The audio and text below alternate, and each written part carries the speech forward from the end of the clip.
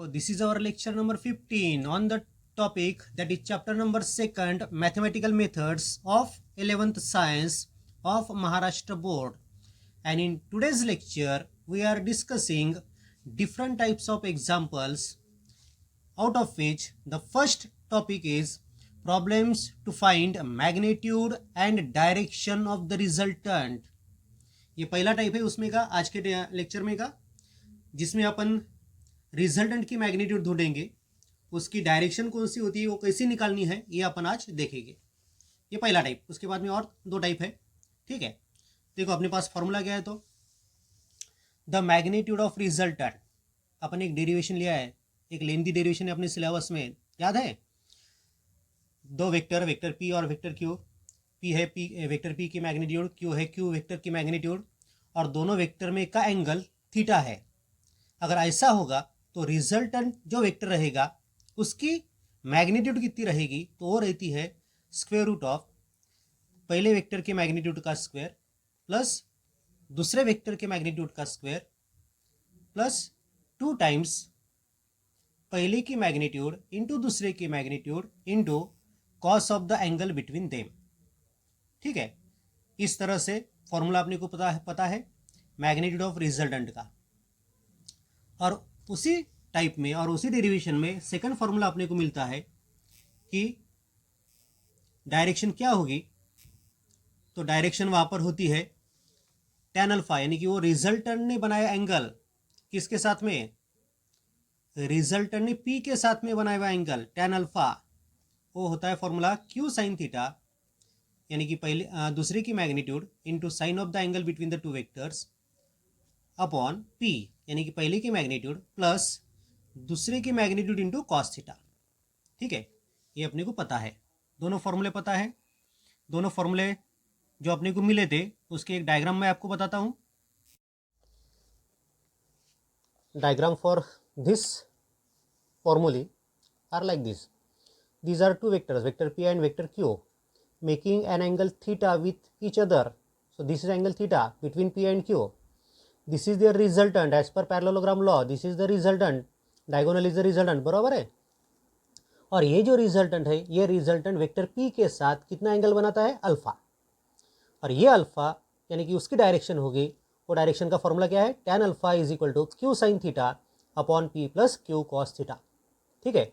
और इसकी मैग्नीट्यूड यानी कि इसकी लेंथ कितनी है, तो इसकी लेंथ आएगी यानी कि उसकी मैग्नीट्यूड आएगी रूट में under root of P square plus Q square plus twice P Q cos theta. दोनों फॉर्मूले बराबर याद रखो, ठीक है। ठीक है, एक एग्जाम्पल अपन छुड़ाएंगे और बाकी एग्जाम्पल अपन डिस्कस करेंगे। देखो, 2 forces of magnitude 5 newton and 4 newton incline to each other at an angle 30 degree, यानी कि दो फोर्सेस अपने पास है, एक की मैग्नीट्यूड है 5 न्यूटन, दूसरे की मैग्नीट्यूड है 4 न्यूटन, और दोनों एक में के साथ कितना एंगल बना रहे, 30 डिग्री का। Find the magnitude and direction of their resultant, उनका जो रिजल्टेंट होगा उसकी मैग्नीट्यूड और डायरेक्शन क्या रहेगी, ये अपने को ढूंढना है। अब ये जो दो फोर्सेस है उनको मैं नाम देता, सो गिवन में पहले फोर्स को नाम देता मैं P, उसकी मैग्नीट्यूड है 5 न्यूटन। दूसरा फोर्स समझो उसको नाम दिया अपने Q, ये है समझो 4 न्यूटन मैग्नीट्यूड का दिया है अपने को। इन दोनों वेक्टर में एंगल अपने को 30 डिग्री दिया है, so theta is 30 degree. What you have to find the magnitude and direction of resultant, resultant की मैग्नीट्यूड यानी R अपने को ढूंढना है और रिजल्टेंट की डायरेक्शन माने अल्फा अपने को ढूंढना है, ठीक है। पहला पार्ट अपन छुड़ाएंगे, to find magnitude of resultant, ठीक है। रिजल्टेंट की मैग्नीट्यूड क्या फॉर्मूला है, R इज इक्वल टू, अब दोनों वेक्टर की मैग्नीट्यूड अपने को दिए है, दोनों में का एंगल दिया है, तब फॉर्मूला अपन यूज करते हैं पहले की मैग्नीट्यूड का स्क्वायर प्लस दूसरे के मैग्नीट्यूड का square into twice P Q cos theta, ऐसा वो फॉर्मूला है। So put the values, P square plus Q square, P बोले तो 5 का स्क्वायर, क्यू बोले तो 4 का square plus 2 times P 5 Q 4 into cos of 30, बराबर है। सो अब ये बनेगा, सो रूट ऑफ 5 का स्क्वायर 25, 4 का स्क्वायर 16, सो 5 4 ज़ा 20, 22 ज़ा 40, 40 cos 30 की वैल्यू बताइए फटाफट, cos 30 की वैल्यू 0.866। आप लॉग टेबल में देख सकते हो, cos 60 देखना, cos 60 यानी कि कोसाइन टेबल में देखना और 60 का जीरो में देखना, 0.8660 आपको मिलेगा। ठीक है, सो ये बनता है इन दोनों का एडिशन, बराबर है। 25 प्लस 16 41 प्लस 40 इंटू 0.866, रिकॉर्डिंग बंद रह गया था। ठीक है, सो 25, 5 का स्क्वायर 25, 4 का स्क्वायर 16, सो 5 4 ज़ा 20, 22 ज़ा 40, सो 40 cos 30 की वैल्यू 0.866, 40 इंटू 0.866 मैंने बनाया, वो मुझे मिलता है 34.64, और ये दोनों का एडिशन 41, सो 41 प्लस 34.64 दोनों का एडिशन मैंने बनाया, वो मुझे मिलेगा 75.64। सो रूट ऑफ 75.64 यूनिट, ये बन गई रिजल्टेंट की मैग्नीट्यूड। अब अपने को रिजल्टेंट की डायरेक्शन ढूंढना है, सो सेकंड पार्ट उसमें का, to find direction of resultant. क्या फॉर्मूला है? फॉर्मूला है अपने पास tan alpha equal to Q sine theta upon P plus Q cos theta, बराबर है। ठीक है, so Q sine theta, Q कितना है अपने पास? Q है 4 इंटू साइन थीटा, थीटा कितना है 30, साइन 30 अपॉन P है अपने पास 5 प्लस 4 इंटू कॉस 30, 4 साइन 30 की वैल्यू 1/2, बराबर है। सो 5 प्लस 4 इंटू कॉस 30 की वैल्यू 0.866, 4 मल्टीप्लाइड बाई 1/2, ये बन गया 2 अपॉन 5 प्लस 3.464, ये दोनों का product, so it becomes 2 upon 8.464। अब ये रेशो ढूंढना अपने को पड़ेगा। रेशो ढूंढने के लिए मैं यहाँ पर लॉग कैलकुलेशन करता हूँ। ठीक है, देखो अपने को रेशो ढूंढना है 2 अपॉन 8.464, और इसका कैलकुलेशन अपने को लॉग से करना है। रेशियो यानी कि डिवीजन का कैलकुलेशन करते वक्त अपन क्या करते हैं? लॉग का सब्ट्रैक्शन करते हैं। सो न्यूमरेटर का लॉग लिया मैंने, यानी कि लॉग ऑफ 2, वो आता है 0.3010। उसमें से डिनोमिनेटर का लॉग सब्ट्रैक्ट करना है, यानी कि माइनस लॉग ऑफ 8.464, और इसका लॉग कितना आता? इसका लॉग आता 0.9276। अब यहाँ पर ध्यान रखो, लॉग ऑफ 2 निकालना है अपने को। इस संख्या में एक ही डिजिट है, यानी कि डेसिमल पॉइंट के पहले एक ही डिजिट है, इसलिए कैरेक्टरिस्टिक 0। इस संख्या में भी यानी कि 8.464 में भी डेसिमल पॉइंट के पहले एक ही वैलिड डिजिट है, इसलिए इसकी कैरेक्टरिस्टिक 0 आ गई। दोनों का सब्ट्रैक्शन किया अपन ने, सब्ट्रैक्शन मिला अपने को बार 1.3734। अब एंटीलॉग की कैरेक्टरिस्टिक छोड़ दो, आपको एंटीलॉग के टेबल में देखना है 0.37 का 34, वो मैंने ढूंढा, मुझे मिला 2362। एंटीलॉग की कैरेक्टरिस्टिक बार 1 है, इसलिए उस बार 1 में मैंने 1 मिलाया, सो -1 + 1 0, सो 0 पोजीशन पे डेसिमल पॉइंट आ गया। ये डेसिमल पॉइंट यहाँ पर आने का कारण, ठीक है, ये आपको सबको पता है, लॉग टेबल आपने पढ़ा है। यानी कि इस रेशो जो अपन ने रेशो निकाला, ये रेशो, इस रेशो का आंसर अपने को मिल गया 0.2362, बराबर है। ओके, मीन्स अपने को मिल गया tan अल्फ़ा की वैल्यू 0.2362। अपने को अल्फ़ा निकालना है, वो एंगल निकालना है, so it is tan inverse of 0.2362। अब आपको tan इन्वर्स निकालना है। आपके लॉग टेबल में टेंजेंट, नेचुरल टेंजेंट का टेबल निकालो और उस नेचुरल टेंजेंट के टेबल में ये जो नंबर है 0.2362, ये नंबर किस डिग्री के लिए अलाइन है वो देखो। ये देखो मैंने नेचुरल टेंजेंट का टेबल निकाला लॉग टेबल में से, और मुझे ढूंढना है ये नंबर 0.2362। ये पॉइंट पहले इसमें कॉलम कॉमन निकला है, अपने को ढूंढना है 0.2362। 0.2362 ये देखो यहाँ पर 0.2364 है, ये चलेगा अपने को। ये अपने यहाँ पर ऐसे मैंने लाइन लगाई, यहाँ पर आपको लाइन वहाँ पर ड्रॉ करनी नहीं है, आपको हज़ारों बार लॉक टेबल देखना है। हर बार अगर ऐसे अपन लाइन लगाएंगे तो अपना पूरा लॉक टेबल काला हो जाएगा। ये लाइन मैंने तुम्हारे समझने के वास्ते खाली लगाई, यहाँ पर मैंने मेरा लॉक टेबल ख़राब कर दिया तुम्हारे वास्ते, कुछ हरकत नहीं मेरे लिए, लेकिन आपको नहीं करना है क्योंकि आपको बहुत सारे कैलकुलेशन इस लॉक टेबल से करने हैं, इसलिए ऐसा न वहाँ पर कुछ मार्किंग करना नहीं। तो 0.2364 मिल गया मुझे। अब ये 0.2364 है 13 डिग्री के लिए, बराबर। ये 13 डिग्री का कॉलम है और 0.3 डिग्री है, यानी कि ये बन गया अपने को 13.3 डिग्री। देखो 13, ये 0.3, सो 13.3 डिग्री, वो एंगल मिल गया अपने को 13.3 डिग्री। लॉक टेबल आपने पढ़ा होगा, उसमें वो बात आपको समझाई गई होगी। So therefore magnitude of resultant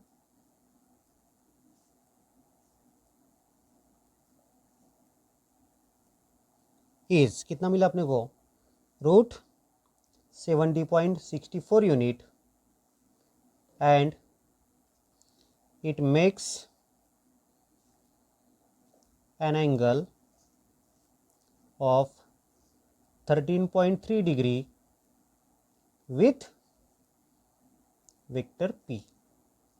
okay, having magnitude, वो जो P वेक्टर है उसकी मैग्नीट्यूड अपने को दिया है, P अपन ने नाम दिया है इसलिए अपन उसको डिफाइन करेंगे, हैविंग मैग्नीट्यूड 5 न्यूटन।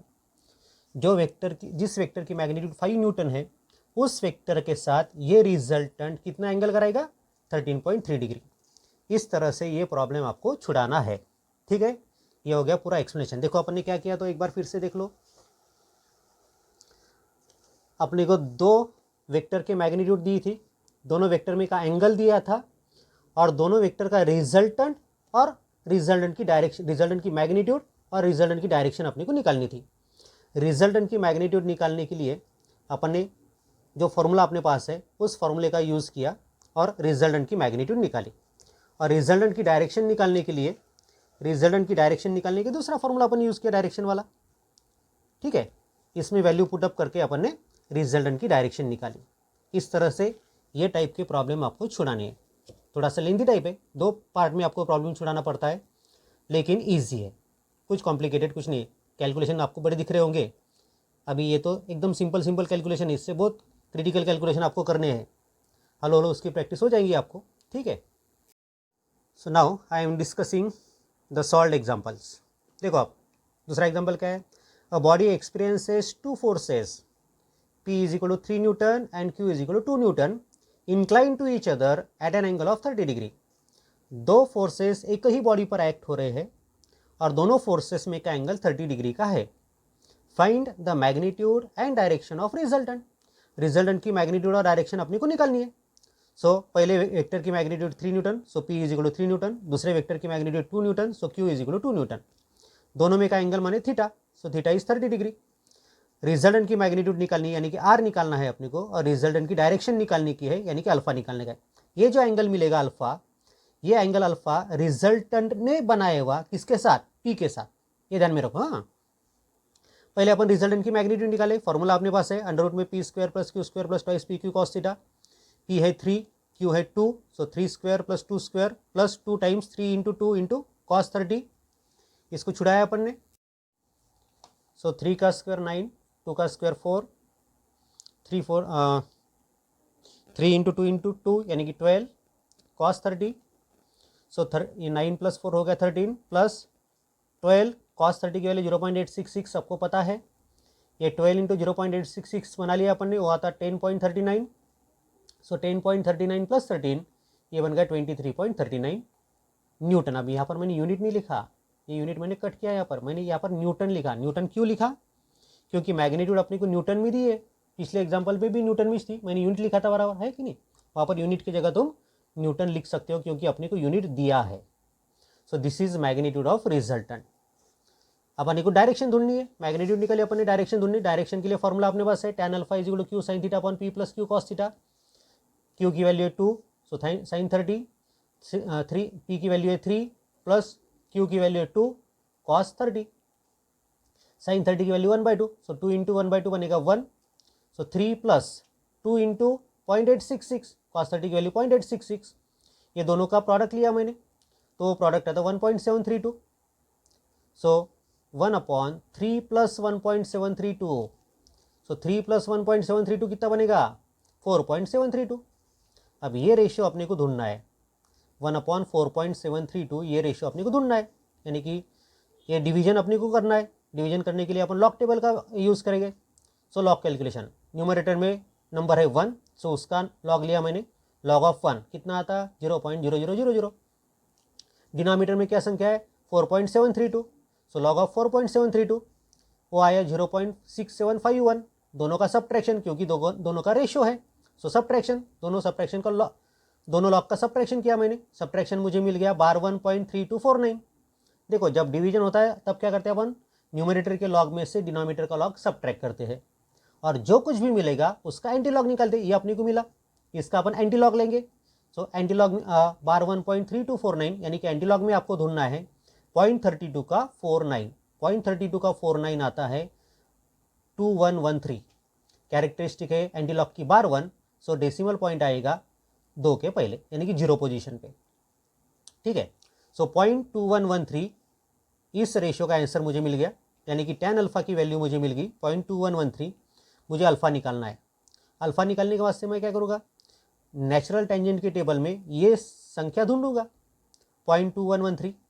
ये संख्या मैंने ढूंढी नेचुरल टेंजेंट के टेबल में, तो मुझे 11 डिग्री 56 मिनट्स पे वो वैल्यू मिल गई। आप देख सकते हो लॉग टेबल में नेचुरल टेंजेंट निकालो और ये 0.2113 जो संख्या है, पॉइंट, 0 पॉइंट, 1 पॉइंट नहीं, 2 पॉइंट नहीं, 3 पॉइंट नहीं, 0 पॉइंट ढूंढना है आपको। तो 11 डिग्री 56 मिनट्स के लिए आपको इतना मिलता है। सो अपने को एंगल मिल गया 11 डिग्री 56 मिनट्स। और ये जो एंगल है, ये angle, this is the angle made by resultant with vector P, बराबर है? ठीक है, next example, the resultant of two vectors each of equal magnitude. दोनों वेक्टर की मैग्नीट्यूड इक्वल है और उनका रिजल्टेंट जो है, the resultant of two vector each of equal magnitude is √3p, यानी कि रिजल्टेंट की मैग्नीट्यूड अपने को √3 टाइम्स p दिया है। पहले की भी मैग्नीट्यूड p है, दूसरे की भी मैग्नीट्यूड p है, और जो रिजल्टेंट बन रहा है उसकी मैग्नीट्यूड √3 टाइम्स p है। What is the angle between the vectors? तब उन दोनों वेक्टर में, वो दो वेक्टर में कितना एंगल होगा ये अपने को ढूंढना है। So let the magnitude of the two vector is same, से p, क्योंकि रिजल्टेंट में p आया है इसलिए अपन दोनों की मैग्नीट्यूड p लेंगे।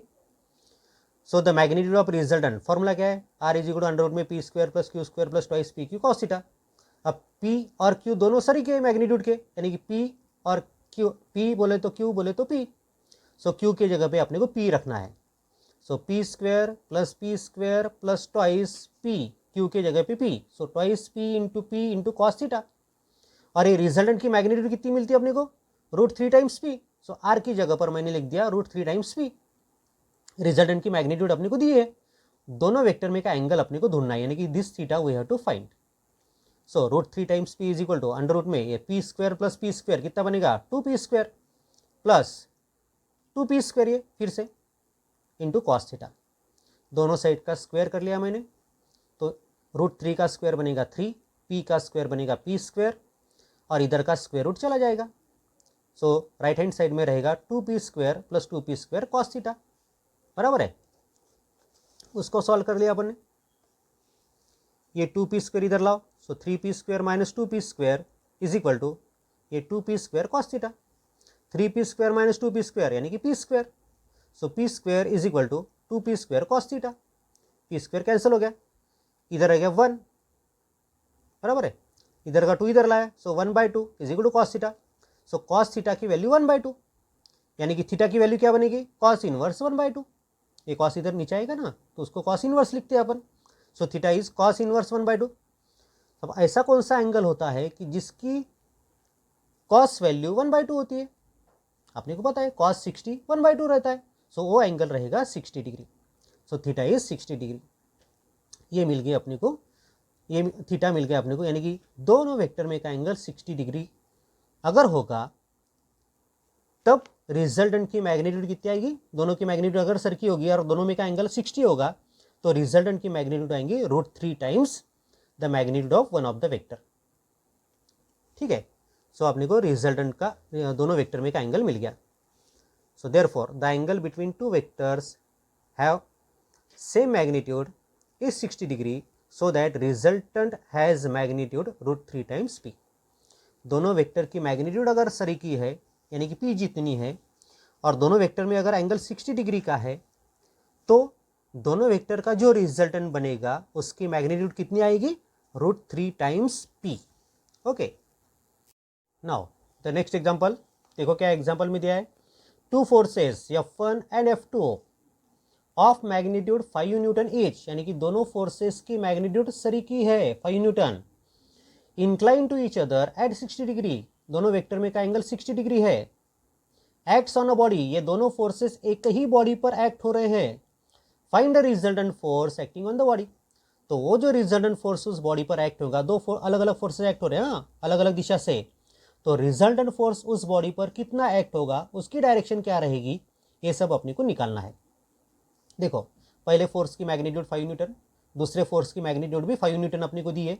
सो F1 is 5 Newton, F2 is 5 Newton. दोनों फोर्सेस में का एंगल कितना है, 60 degree. So theta is 60 degree. अपने को रिजल्टेंट फोर्स निकालना है, यानी कि रिजल्टेंट की मैग्नीट्यूड निकालना है और रिजल्टेंट की डायरेक्शन भी अपन निकालेंगे। ठीक है, रिजल्टेंट की मैग्नीट्यूड के लिए क्या फॉर्मूला है, to find the resultant force the magnitude of resultant is, so R is under root में F1² plus F2² plus twice F1 F2 cos theta, ऐसा फॉर्मूला बनेगा क्योंकि दो वेक्टर क्या है, F1 और F2 है। वैल्यू करो पुटअप, F1 5 है, F2 भी 5 है, सो 2 टाइम्स 5 इंटू 5 इंटू cos 60, सो 5 का स्क्वायर 25, 5 का square 25, 2 into 5 into 5 25 into 2 means 50, 50 cos 60 value 1/2 होती है, बराबर है। सो 50 इंटू 1/2 मीन्स 25, सो 50 प्लस 25 मीन्स √75 न्यूटन। ये बन गई रिजल्टेंट की मैग्नीट्यूड। रिजल्टेंट की डायरेक्शन भी ढूंढेंगे अपन कि किस दिशा से दो फोर्स अलग अलग डायरेक्शन से एक्ट हो रहे, तो रिजल्टेंट फोर्स की डायरेक्शन कौन सी रहेगी, पहले फोर्स के साथ वो कितना एंगल बनाएगा, ये अपन यहाँ पर ढूंढते हैं। So to find the direction of resultant force, so tan alpha is equal to, formula क्या होता है, Q sin theta upon P plus Q cos theta, बराबर है। Q बोले तो F2, so F2 sin theta upon F1 plus F2 cos theta. F2 है 5, theta है 60, दोनों फोर्स में का एंगल 60 है, सो 5 sin 60 अपॉन 5 प्लस 5 cos 60, सो 5 sin 60 0.866 upon 5 plus 5 cos 60, cos 60 1/2, सो 5 इंटू 0.866 वो आता है 4.33, सो 5 प्लस 5 इंटू 1/2 मीन्स 2.5, 5 प्लस 2.5 कितना होता है 7.5, सो tan अल्फा की वैल्यू अपने पास मिल गई 4.330 अपॉन 7.5। ये रेशियो अपने को ढूंढना है, सो न्यूमरेटर के लॉग में से डिनोमिनेटर का लॉग सब्ट्रैक्ट करो, जो कुछ मिलेगा उसका एंटी लॉग निकालो। सो न्यूमरेटर का लॉग यानी कि 4.330 का लॉग वो कितना आता है 0.6365, बराबर है। डेसिमल पॉइंट के पहले एक डिजिट है इसलिए कैरेक्टरिस्टिक 0, और 43 का 3 देखना है आपको, ये 43 का 3 है। उसके बाद में डिनोमिनेटर का लॉग उसमें से सब्ट्रैक्ट करना है, सो माइनस लॉग ऑफ 7.5।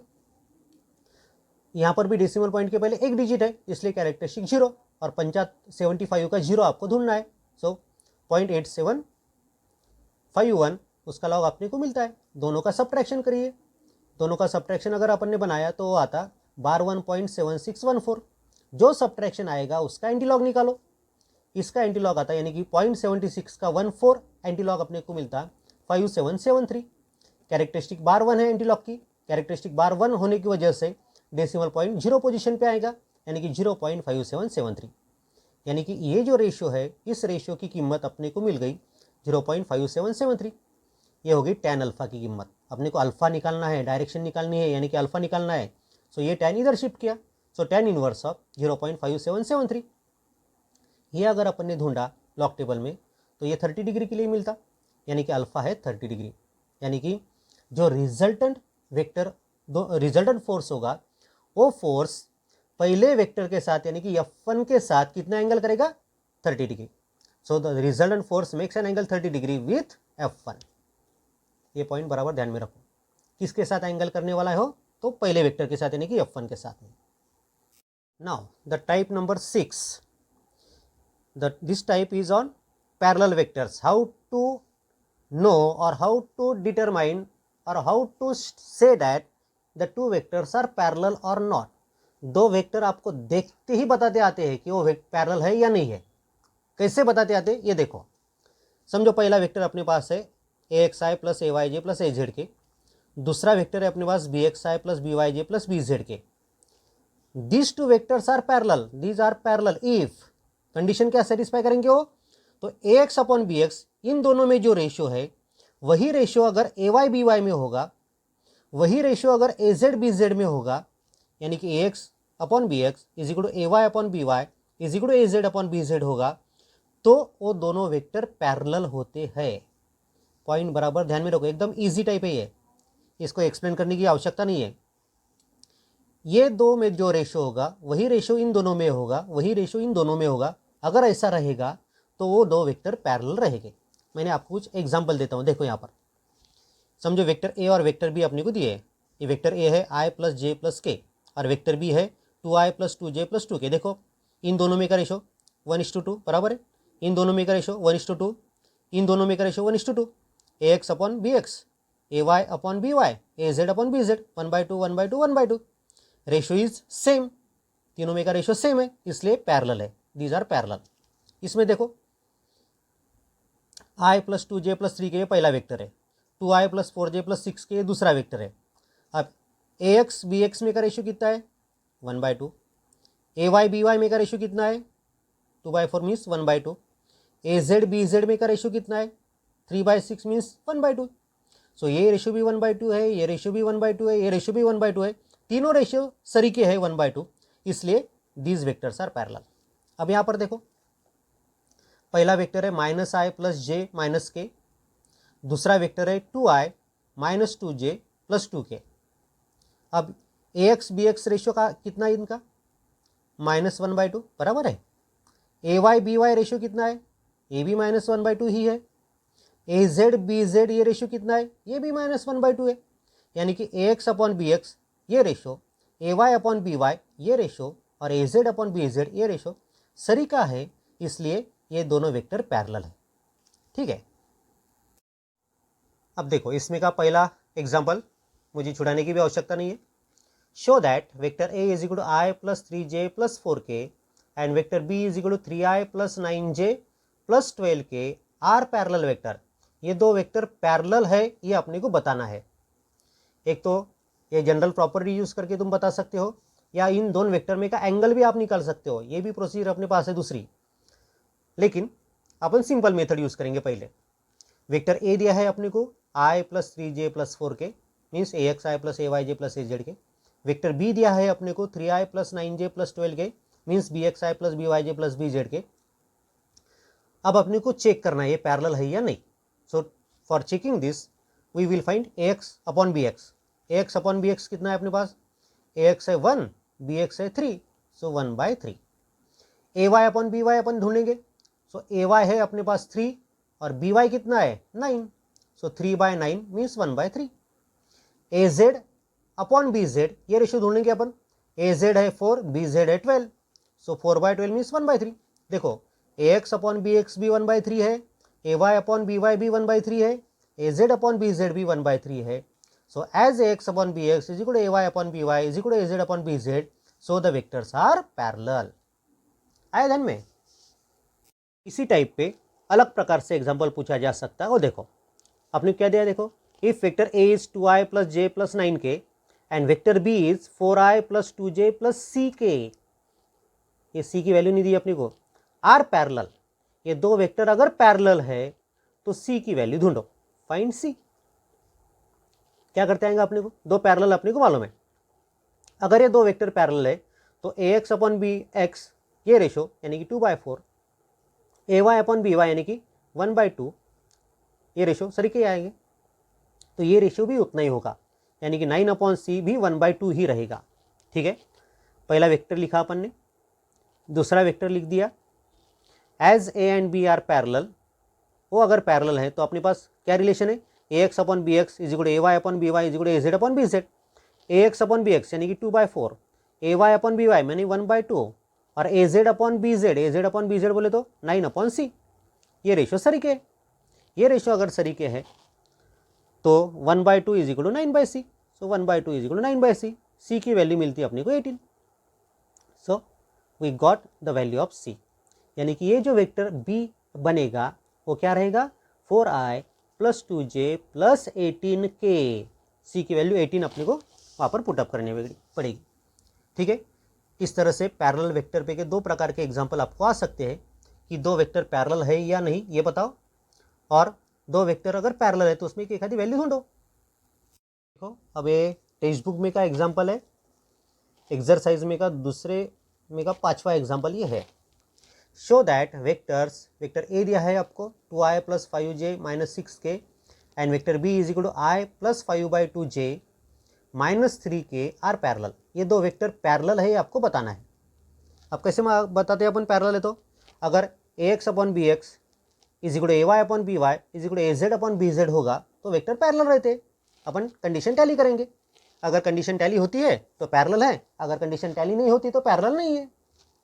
ठीक है, वेक्टर ए लिखा मैंने, वेक्टर बी लिखा, to show vector A and vector B are parallel, वो बताने के लिए आपने क्या करना पड़ेगा, A X upon B X ये रेशो निकालो, ए एक्स है 2 बी एक्स है 1, so 2/1 is 2, A Y upon B Y ये रेशो निकालो, ए वाई है 5 बी वाई है 5/2, सो 5 अपॉन 5/2 फिर से बन गया 2, ए जेड अपॉन बी जेड सो -6 अपॉन -3, सो -6 अपॉन -3 ये फिर से बन गया 2, यानी कि ए एक्स अपॉन बी एक्स भी 2 है, ए वाई अपॉन बी वाई भी 2 है, ए जेड अपॉन बी जेड भी 2 है, और अगर तीनों रेशियो सरीके हैं तो इसका मतलब क्या है, so as A X upon B X is equal to A Y upon B Y is equal to A Z upon B Z, so the two vectors are parallel.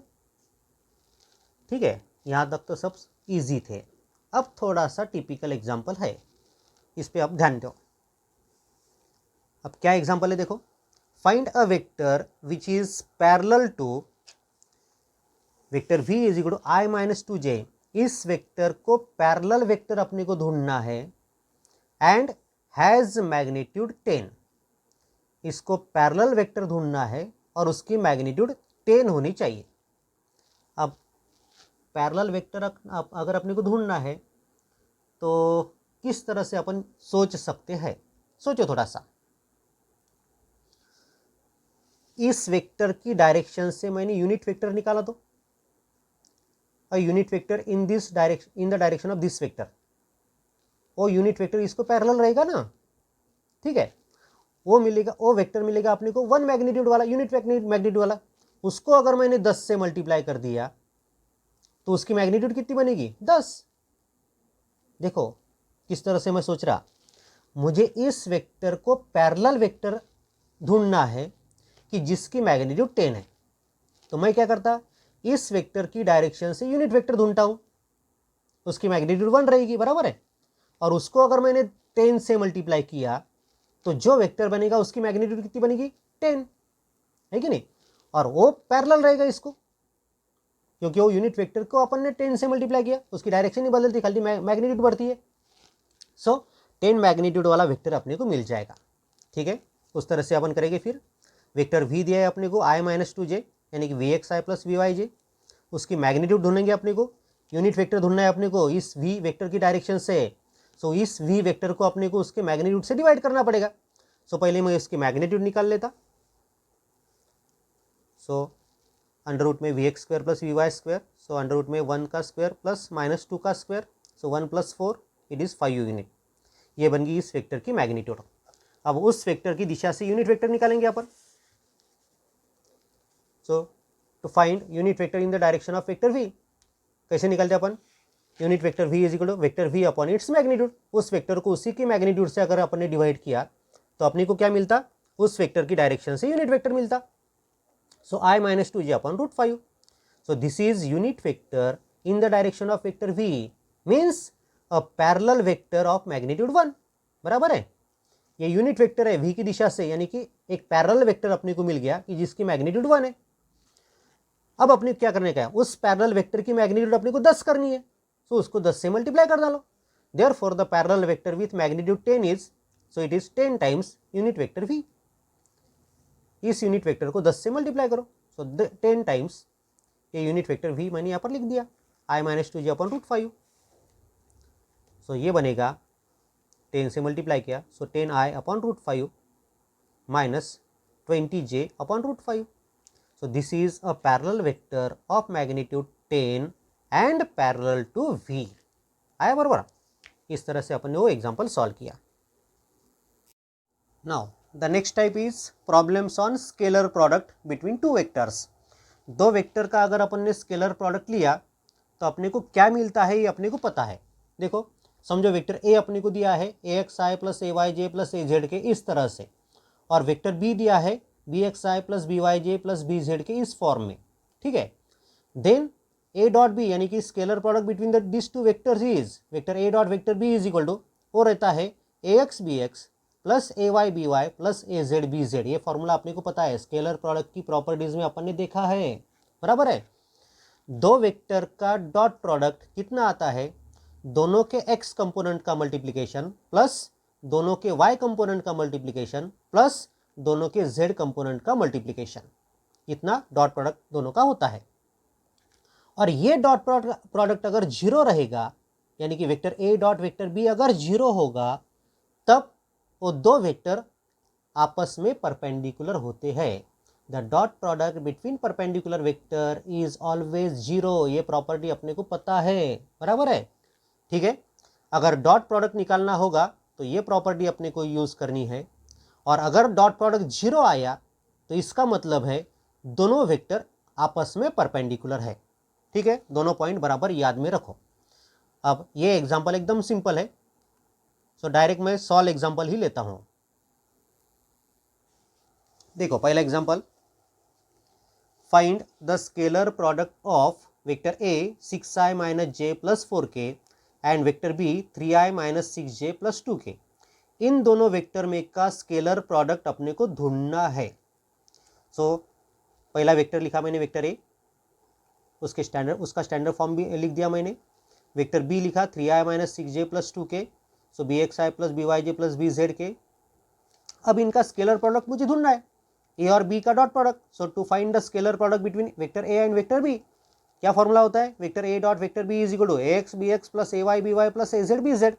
ax की value कितनी है? ax की value है 6, ay की value कितनी है? -1, az की value कितनी है? 4, bx की वैल्यू कितनी है? 3, by की वैल्यू कितनी है? -6, और bz की वैल्यू कितनी है? 2।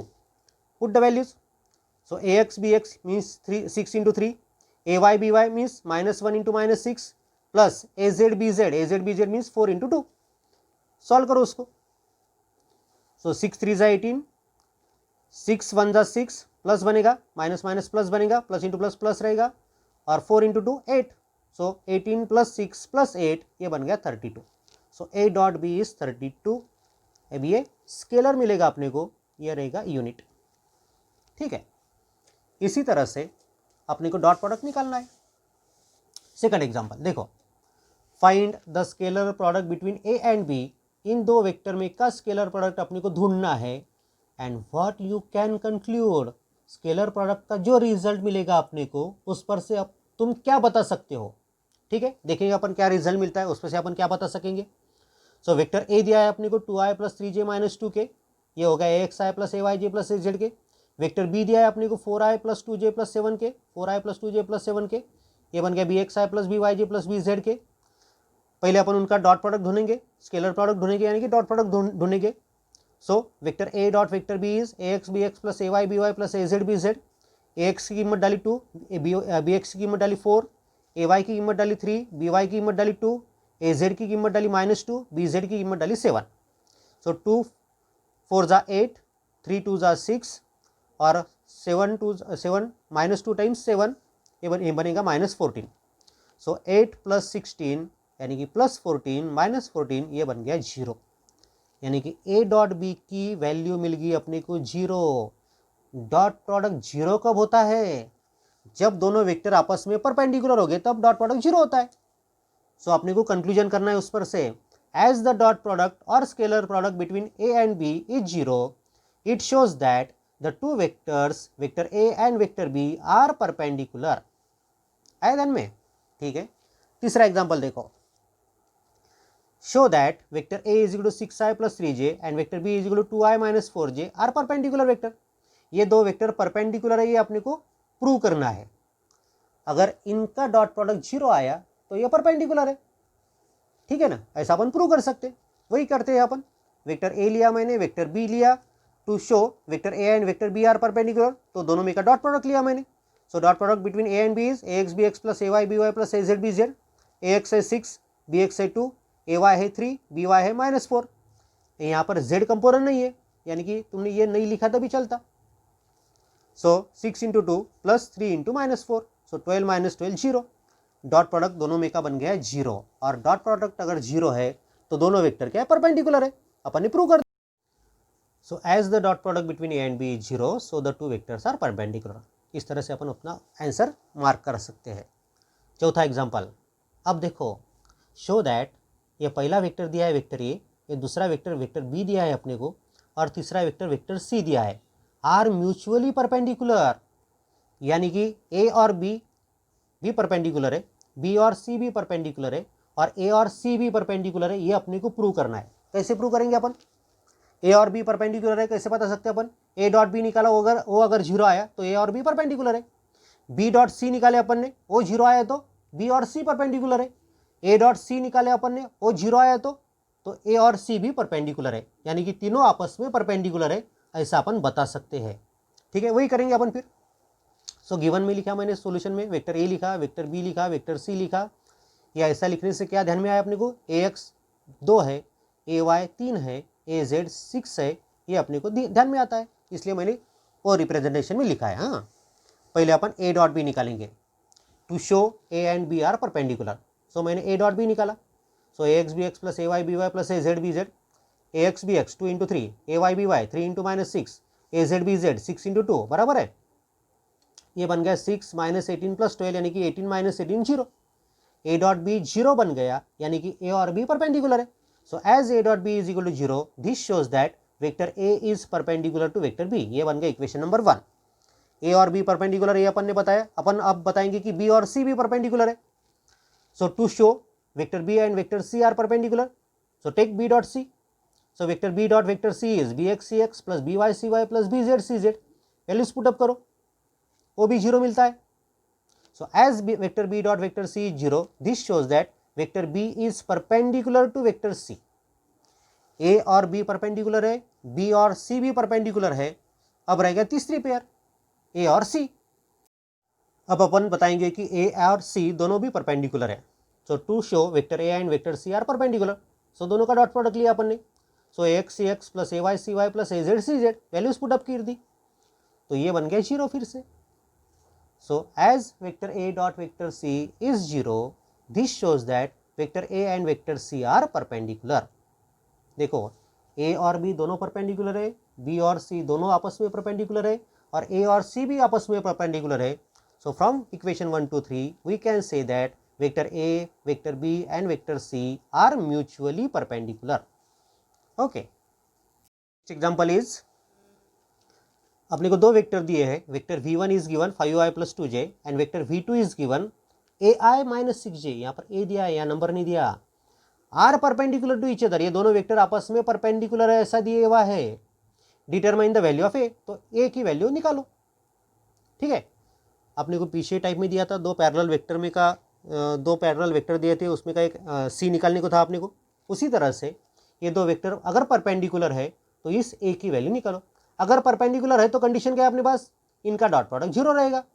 देखते हैं अपन उस तरह से चुरा के, पहला वेक्टर लिखा, दूसरा वेक्टर लिखा, v1 is perpendicular to v2 so that v1 dot v2 is 0 means v1x into v2x plus v1y into v2y plus v1z into v2z is equal to 0, बराबर है। सो v1x है 5, v1x है 5, v2x है a, so 5 into a plus v1y 2 है, v2y -6 है, 2 into -6। अब ये v1z और v2z ये कंपोनेंट नहीं, z कंपोनेंट उसमें नहीं है, वो नहीं लिखा था भी चलेगा, is equal to 0। So it becomes 5a minus 12 is equal to 0. So 5a is equal to 12. So a is equal to 12 by 5. So उस a की वैल्यू अपने को मिल गई, this a is found to be 12 by 5। ठीक है, इस तरह से तुम वो वैल्यू ढूंढ सकते हो।